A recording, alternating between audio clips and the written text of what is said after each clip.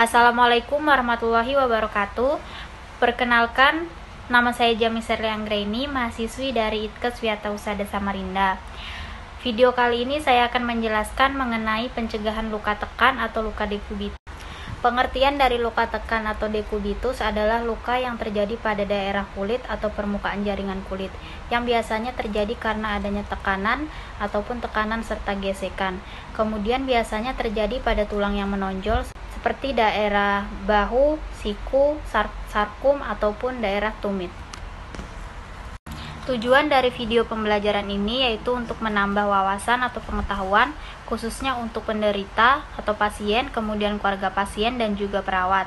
Gunanya untuk mencegah terjadinya risiko luka tekan atau luka dekubitus. Prinsip pencegahan luka tekan adalah kasih panas, di mana K adalah kaji risiko luka tekan menggunakan skala Braden dan kaji kondisi kulit sekitar.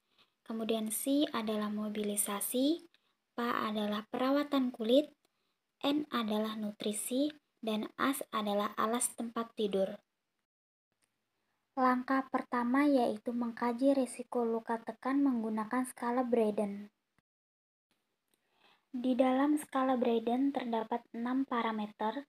Parameter pertama adalah persepsi sensori, di mana kita bisa memberikan skor 1 apabila tidak merasakan atau respon terhadap nyeri stimulus, kesadaran menurun.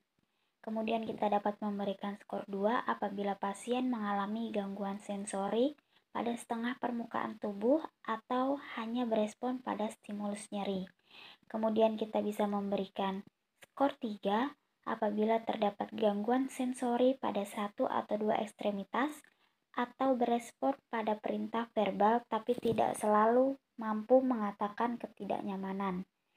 Kemudian kita bisa memberikan skor 4 apabila tidak ada gangguan sensori berespon penuh terhadap perintah verbal. Kemudian terdapat parameter kedua yaitu kelembapan, di mana kita bisa memberikan skor 1 apabila pasien merasa selalu terpapar oleh keringat atau urinnya basah. Kemudian kita bisa memberikan skor 2 apabila pasien sangat lembab, dan kita bisa memberikan skor 3 apabila kadang lembab, dan kita bisa memberikan skor 4 apabila kulit pasien kering. Kemudian terdapat parameter ketiga yaitu aktivitas, di mana kita bisa memberikan skor 1 pada saat terbaring di tempat tidur. Kemudian kita bisa memberikan skor 2 apabila pasien tidak bisa berjalan. Kemudian kita bisa memberikan skor 3 pada pasien yang berjalan dengan atau tanpa bantuan. Kemudian kita bisa memberikan skor 4 apabila pasien dapat berjalan di sekitar ruangan. Kemudian terdapat parameter keempat yaitu mobilitas. Kita bisa memberikan skor 1 apabila pasien tidak mampu bergerak. Kemudian kita bisa memberikan skor 2 apabila tidak dapat merubah posisi secara tepat dan teratur. Kemudian kita bisa memberikan skor 3 apabila pasien dapat membuat perubahan posisi tubuh atau ekstremitas dengan mandiri. Kemudian kita dapat memberikan skor 4 apabila dapat merubah posisi tanpa bantuan. Kemudian terdapat parameter kelima yaitu nutrisi, di mana kita bisa memberikan skor 1 apabila pasien tidak dapat menghabiskan setengah porsi makanannya, sedikit minum, puasa atau minum air putih, atau mendapat infus lebih dari 5 hari. Kemudian kita juga bisa memberikan skor 2 apabila pasien jarang mampu menghabiskan setengah porsi makanannya atau intake cairan kurang dari jumlah optimum. Kemudian kita juga bisa memberikan skor 3 apabila pasien mampu menghabiskan lebih dari setengah porsi makanannya. Kemudian kita juga bisa memberikan skor 4 apabila pasien dapat menghabiskan porsi makanannya tidak memerlukan suplementasi nutrisi. Kemudian terdapat parameter ke-6, yaitu gesekan. Kita bisa memberikan skor 1 apabila pasien tidak mampu mengangkat badannya sendiri atau spastik, kontraktur atau gelisah. Kemudian kita bisa memberikan skor 2 apabila pasien membutuhkan bantuan minimal mengangkat tubuhnya. Kemudian kita bisa memberikan skor 3 apabila pasien membutuhkan bantuan minimal untuk mengangkat tubuhnya. Jika total skor 15-25, maka pasien berisiko ringan. Kemudian jika total skor 13-14, pasien berisiko sedang.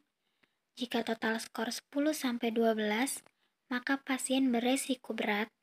Dan jika total skor kurang dari 10, pasien berisiko sangat berat. Skor terendah adalah 6 dan skor tertinggi adalah 23.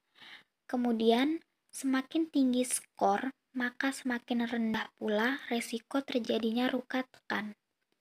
Kemudian, semakin rendah skor, maka semakin tinggi resiko terjadinya luka tekan.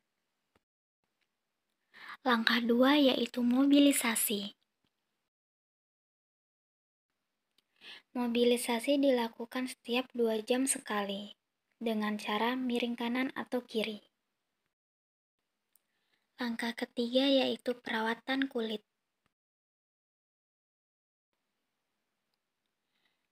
Bersihkan dan keringkan secepat mungkin setelah berkeringat pada kulit, setelah BAB atau BAK, dan terkena cairan lainnya. Karena cairan bersifat iritan dapat merusak kulit dan membuat kulit kemerahan. Dapat juga kita lakukan massage ringan pada daerah tubuh yang tertekan dengan menggunakan minyak kelapa atau baby oil. Langkah keempat adalah nutrisi. Pemberian nutrisi yang adekuat seperti protein, vitamin B dan C, kalori, dan zat besi. Nutrisi yang baik dapat membantu memperbaiki struktur dan kelembaban kulit. Langkah kelima adalah alas tempat tidur. Pastikan tempat tidur pasien bersih, kering, tidak ada kerutan, dan untuk mengurangi tekanan kita bisa menggunakan alas bantal di bagian tulang yang menonjol.